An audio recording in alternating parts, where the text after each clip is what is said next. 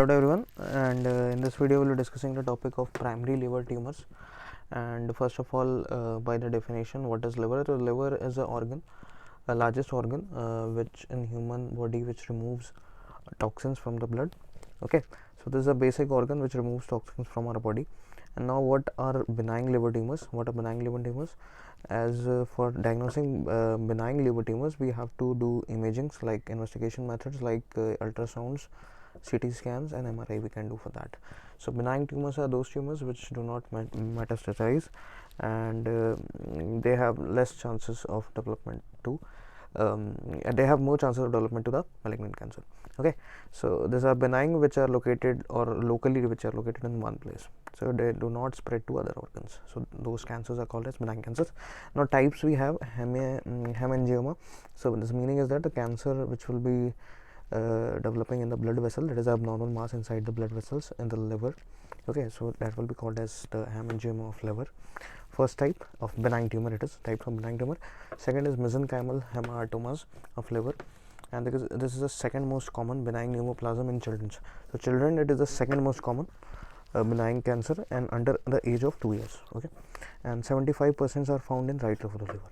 So 75% of cancer of this type are found in the right lobe of the liver. Okay, now third one is we have the hepatocellular adenoma.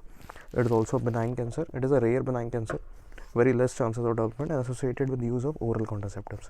So the women who are using oral contraceptive, they have more chances of development of this hepatocellular adenoma, and who have gone with the treatment with steroid medications, so they also have the chances of development of this type of benign cancer.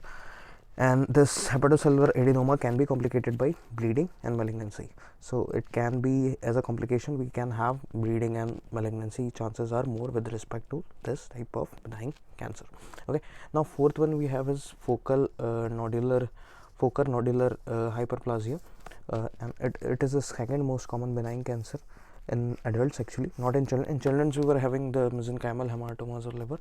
In this case we have the focal nodular hyperplasia, and it is 75% of cases are asymptomatic, and those who have might have symptoms of mild abdominal pain, epigastric region. So the symptoms will be mild like pain, and they are observed in young and middle age from the 20 to 50. Prevalence of ratio is 8:1 and may be associated with liver hemangiomas. Okay, so there are chances of development of liver hemangiomas in this case. Okay, I will show you some images here.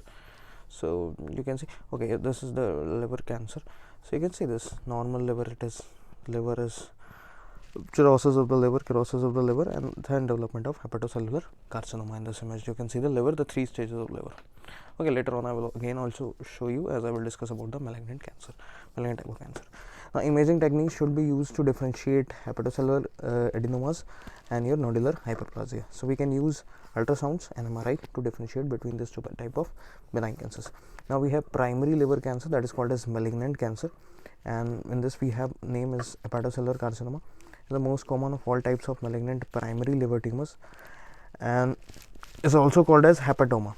So this hepatocellular carcinoma is also called as hepatoma. Okay, so this was the cancer.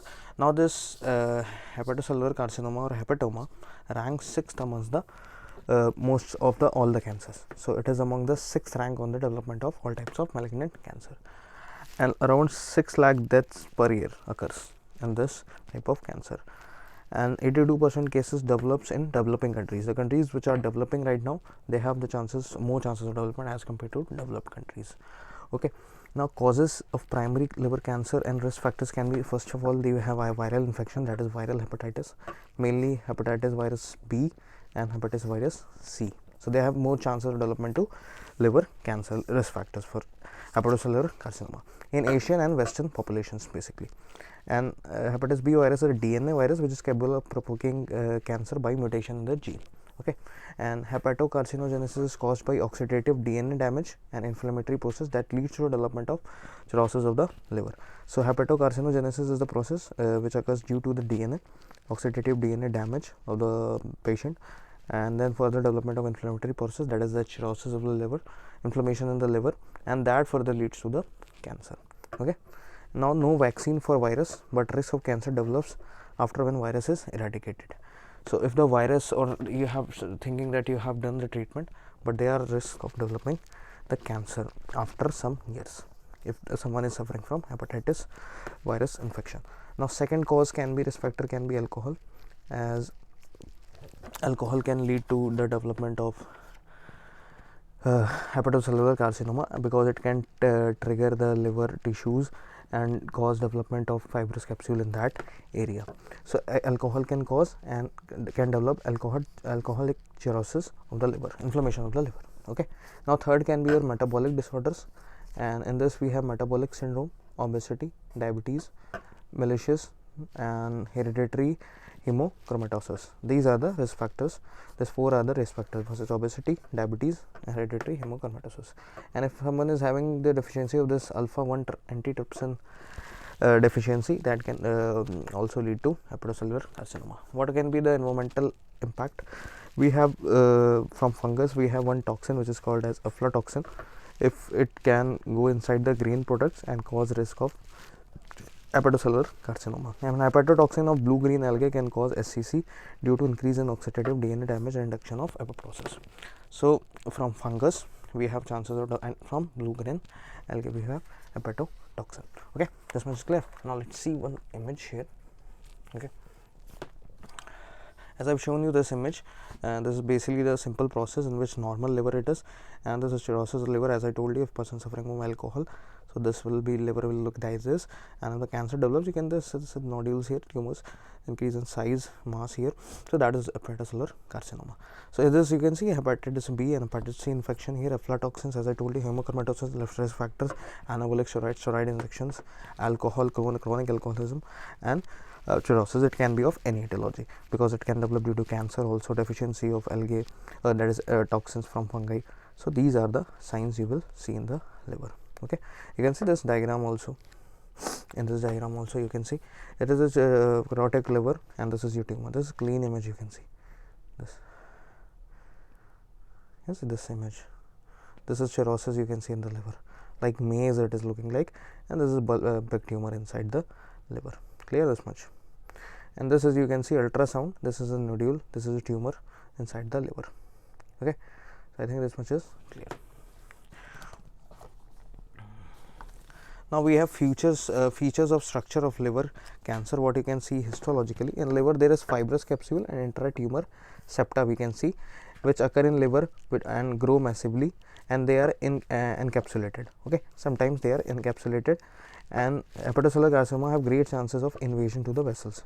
So it can invade to the vessels also if they are cancer has developed inside the liver. So it can develop to nearby vessels also, invasion can occur. Now primary liver tumors in children have 5% of all intra-abdominal tumors, out of which 2% are malignant tumors, and more than 2/3 of the tumors are malignant. Okay, so out of 5, more than 2/3 are malignant tumors in this.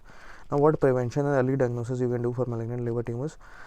For preventions, you can give patients with aspirin, statins you can give, decrease the cholesterol level, coffee, metformin to decrease diabetes, sugar level, and pre-rolling prophylaxis of HCC. Routine investigation should be done, and screening, ultrasound should be done, detection of alpha fetoprotein as a diagnosis, and patient should decrease the intake of alcohol. Okay, so this was your actually the primary liver tumors. Okay, primary liver tumors which we have done. Thank you.